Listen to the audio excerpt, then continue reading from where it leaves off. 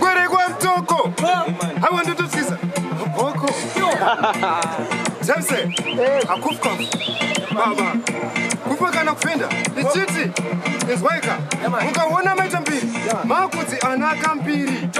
Makuzi wana semneti. Hawa maguwa ni shiri. Uno munondo na masiriri.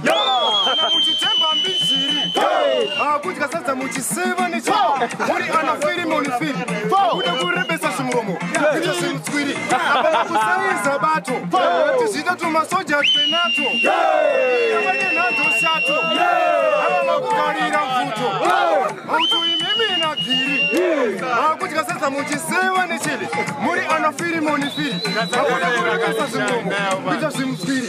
Abana shika kumakaba. Kuda kuda sauro chibaba.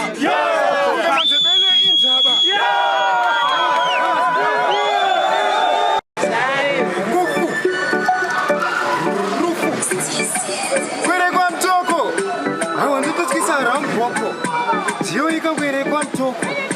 Hawa nini ndoto vira smoko. Nini ndoto tikisa ramboko. Anduto ze kumashure ze kunoko. Hawa nini ndore mboko. Ana mukaterera masoko. Bagera sudane marisa toko. Sienda varova nechamboko.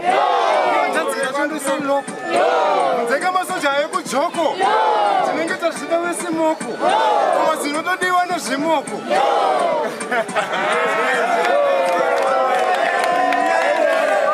Awana lem. Ove huru vanhu vakuna kudya nemi. Shatsindini. Chinzwa. Hanzi. Saka. Ndauya ndaona eudhagaya. Hati kunduke tumamonya twanohaya. Masaga ndomapesanisa shaya.